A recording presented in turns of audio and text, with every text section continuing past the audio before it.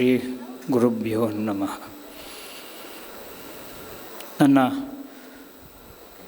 ಪರಮ ಪವಿತ್ರ ಮಠವಾದಂತಹ ಶಾರದಾ ಪೀಠಾಧೀಶರಾದಂತಹ ಶ್ರೀ ಭಾರತೀ ತೀರ್ಥ ಮಹಾಸನ್ನಿಧಾನಗಳಿಗೆ ಮನದಲ್ಲೇ ಸಾಷ್ಟಾಂಗ ಪ್ರಣಾಮಗಳನ್ನು ಸಲ್ಲಿಸುತ್ತಾ,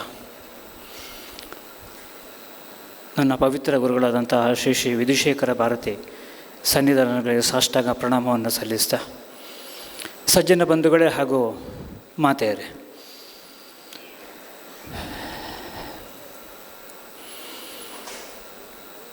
ಅಂಬಿಕದ 25ನೇ ವರ್ಷ ಬೆಳ್ಳಿ ಹಬ್ಬದ ಆಚರಣೆಯಲ್ಲಿ ನಾವೆಲ್ಲ ಪಾಲ್ಗೊಂಡಿದ್ದೇವೆ.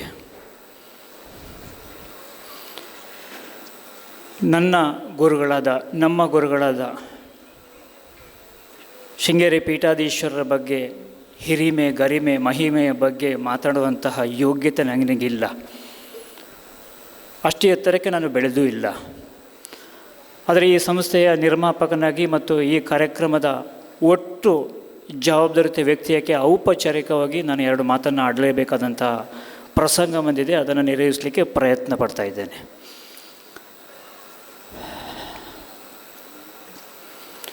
ನಮಗೆಲ್ಲರಿಗೂ ಗೊತ್ತಿದೆ, 2 ಅನುಭವವನ್ನು ನಾನು ಹಂಚಿಕೊಳ್ಳಿಕ್ಕೆ ಇಷ್ಟಪಡ್ತಾ ಇದ್ದೇನೆ.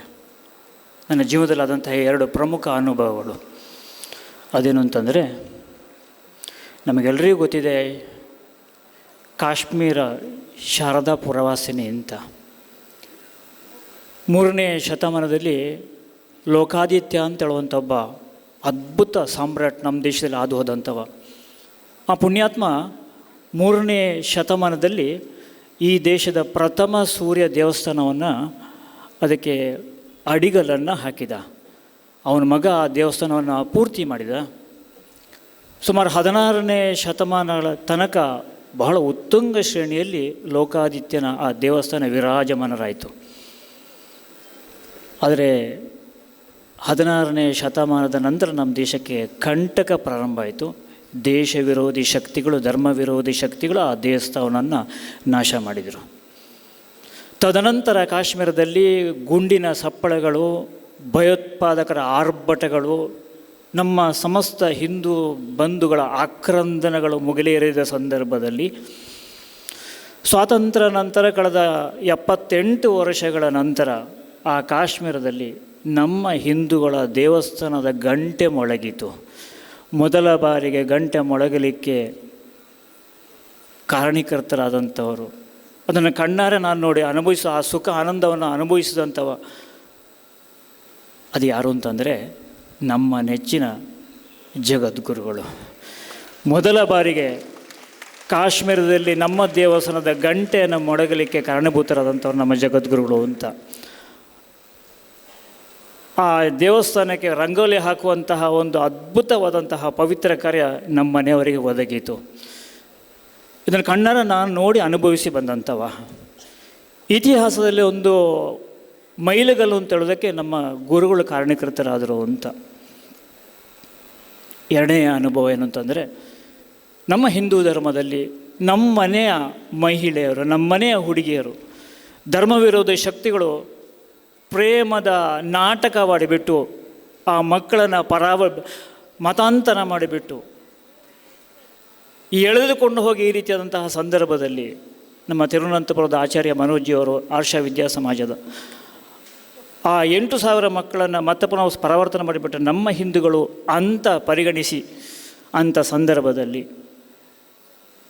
ನಮ್ಮ ಶ್ರೀಗಳು, ನಮ್ಮ ಗುರುಗಳು 1/2 ಕೋಟಿಗೂ ದೊಡ್ಡ ದೇಣಿಗೆ ನುಡಿ ನಿಮ್ಮೊಂದಿಗೆ ನಾನಿದ್ದೇನೆ ಅಂತ ಹೇಳುವಂಥ ಆಶ್ವಾಸನೆ ಕೊಟ್ಟು ಅವರನ್ನು ಹಾರೈಸಿದಂಥವರನ್ನು ಅವರನ್ನು ಪೊರೆದಂತಹ ನಮ್ಮ ಗುರುಗಳು ಅತ್ಯಂತ ಶ್ರೇಷ್ಠವಾದಂಥ ಕಾರ್ಯಕ್ರಮ ಸಮಾಜಮುಖಿಯಾಗಿ ಬಹಳ ಜನ ಶೃಂಗೇರಿಯ ಪೀಠಾಧೀಶ್ವರ ಪೀಠವನ್ನು ಅಲಂಕರಿಸಿದ್ದಾರೆ.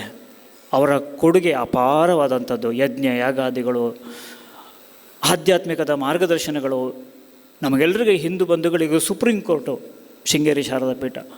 ಆದರೆ ನಮ್ಮ ಈ ಗುರುಗಳು ಎಲ್ಲದಕ್ಕಿಂತ ವಿಭಿನ್ನವಾಗಿಬಿಟ್ಟು ಸಮಾಜಮುಖಿಯಾಗಿ, ಉದಾಹರಣೆಗೆ ಇವತ್ತು ಧರ್ಮಾಭ್ಯುದಯದ ಕಾರ್ಯಕ್ರಮಗಳು ತನ್ನ ಬಂಧುಗಳಿಗೆ ನಾನು ಒಂದು ಬಹಳ ಕಾಕತಾಳೀಯವಾಗಿದ್ದಂಥ ವಿಷಯ ಅಂತಂದರೆ, ಕಳೆದ ಬಾರಿ 2025ನೇ ಇಸ್ವಿ ಮೇ 5ನೇ ತಾರೀಕಿಗೆ ಶೃಂಗೇರಿ ಜಗದ್ಗುರು ತನ್ನ ಅಮೃತ ಹಸ್ತದಿಂದ ಧರ್ಮಾಭ್ಯುದಯ ಅಂತ ಹೇಳುವಂಥ ಒಂದು ಕಾರ್ಯಕ್ರಮ, ಸುಮಾರು 2,500 ಜನ ಪುತ್ತೂರಿಂದ ಶೃಂಗೇರಿ ಹೋಗಿದ್ದಂತಹ ಒಂದು ನೆನಪು.